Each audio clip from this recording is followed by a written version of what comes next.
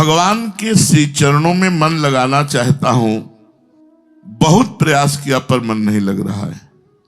बड़े सुंदर सुंदर प्रश्न है, बड़ा सुंदर उत्तर है। मन को जितना हम भगवान में लगाना चाहते उतना ही वो भगवान से दूर भाग रहा है। क्या करूं? लगभग हम सबका प्रश्न यही है।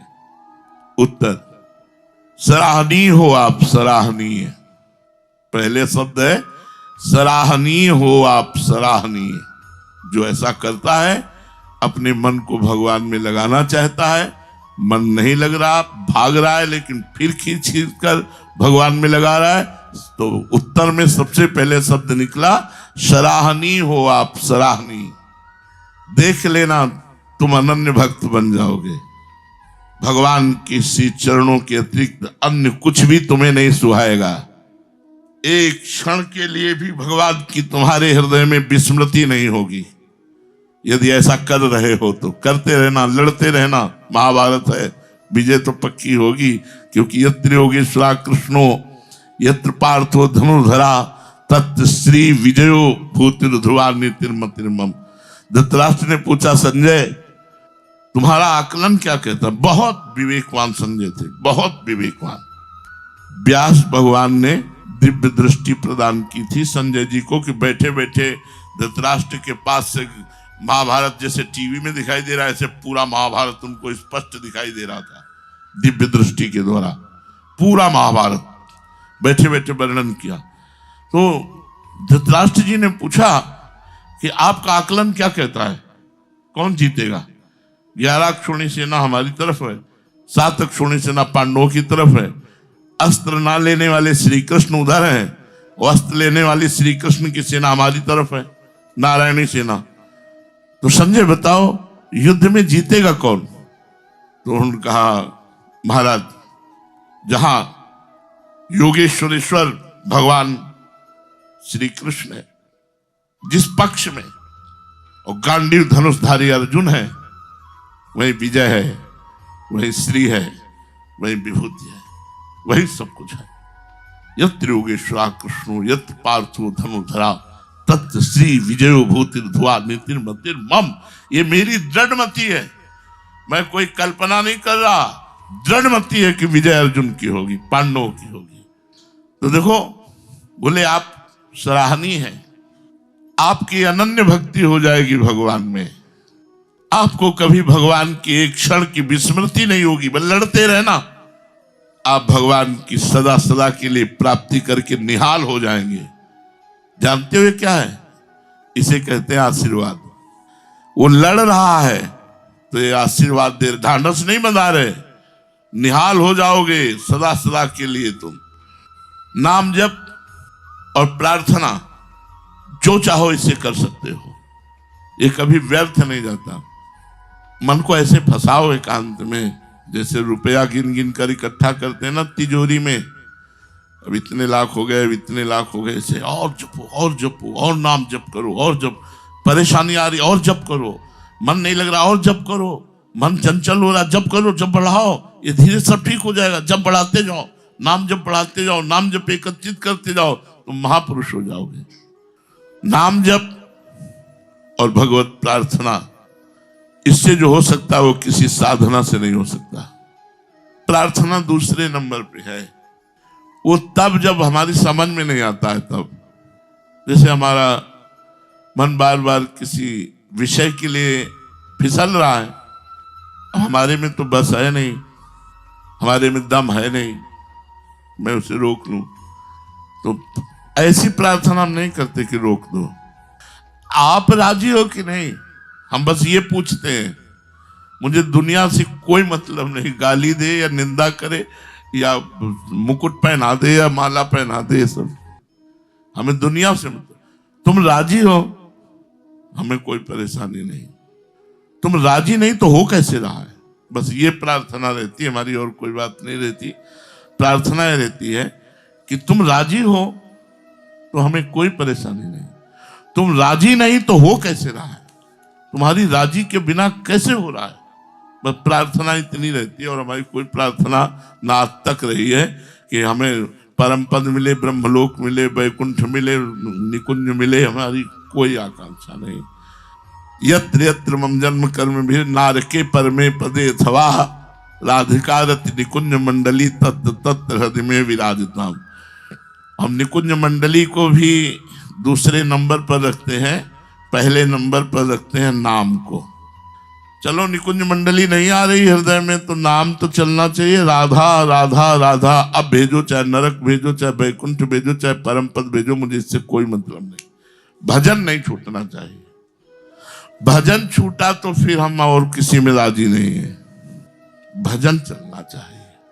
तो नाम जब, ध्यान दीजिए, प्रश्न को पहले आप ध्यान में रखना कि मन को बार बार प्रभु में लगाने की चेष्टा करते हैं। हम जितनी चेष्टा करते हैं उतना ही भाग जाता है, तो हमारा क्या होगा?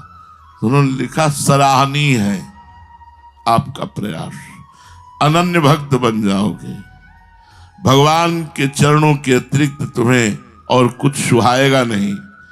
एक दिन सदा सदा के लिए मन भगवान के चरणों में समर्पित हो जाएगा। यह आशीर्वाद समझो हम सबके लिए।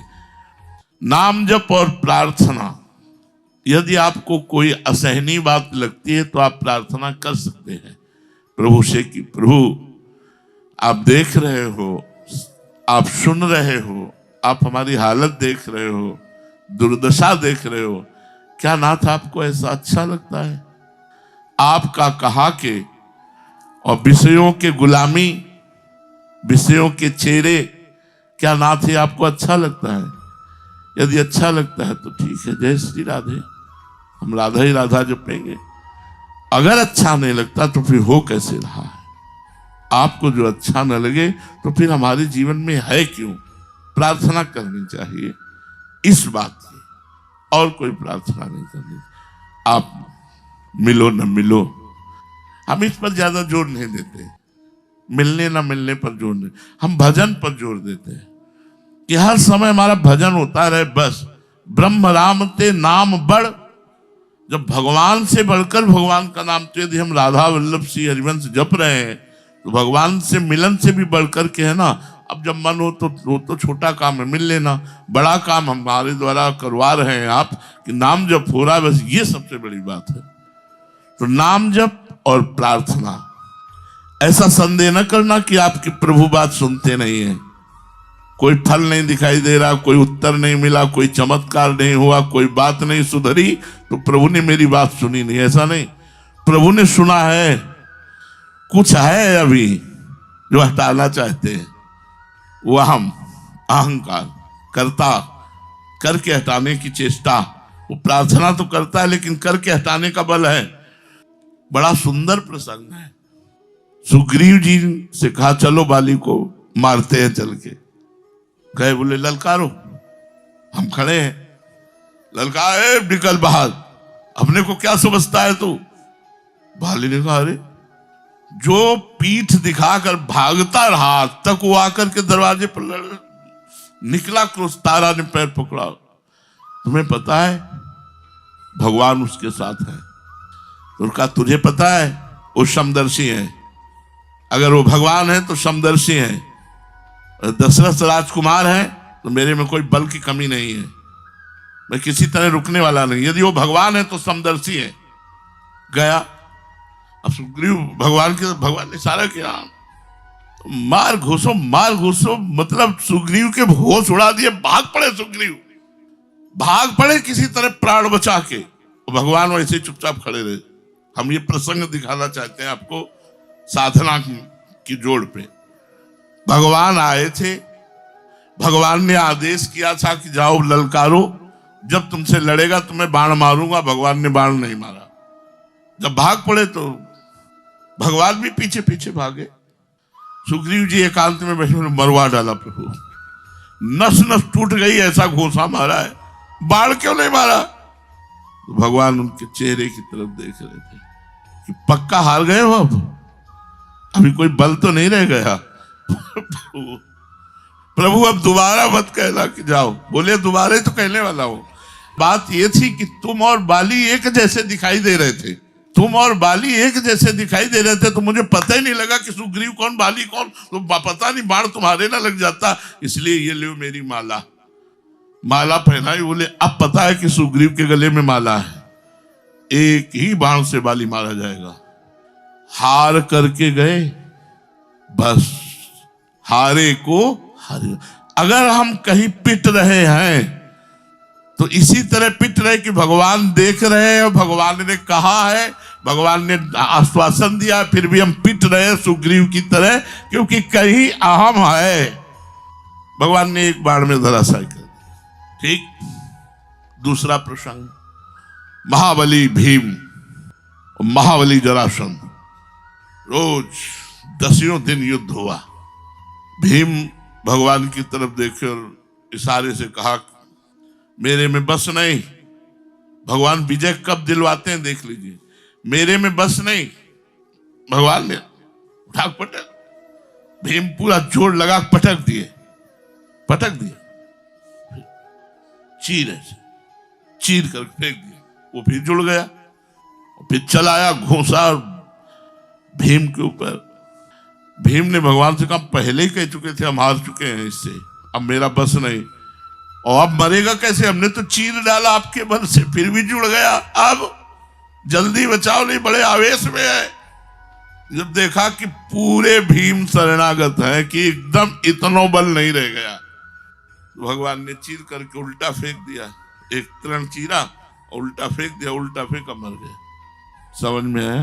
भगवान प्रार्थना तब सुनते हैं जब गजेंद्र की तरह आखिरी श्वास हार वाली होती कि अब मैं मरा, तो कहते हैं अब तू तरा सुनेरी मैंने निर्बल के बलराम। ये हमारा अहंकार ही हमारी प्रार्थना प्रभु तक पहुंचाने में बाधा पहुंचा रहा है। सुन रहे हैं, देख रहे हैं, पर वो पिटने के लिए छोड़ रहे हैं। पिटो, पहले पिटो, अभी पिटो, जब पिट करके तुम फिर मेरी तरफ हेरोगे कि अब मैं लड़ने लायक नहीं रहा, उसी समय मैं बाण से मार दूंगा, उसी समय उस विकार को नष्ट कर दूंगा।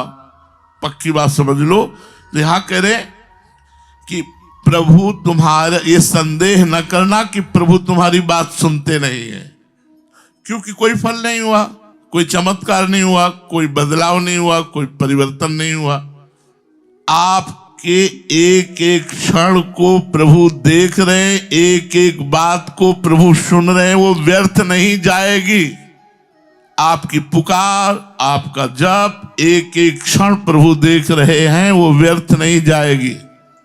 जिस दिन घटना घटेगी अकस्मात, उस दिन आप महान आनंद में डूब जाएंगे। घटती है जीवन में, घटना घटती है। जैसे सूर्योदय होने के पहले ही अंधकार नष्ट हो जाता है, ऐसे भगवत प्राप्ति होने के पहले ही आनंद से हृदय भर जाता है।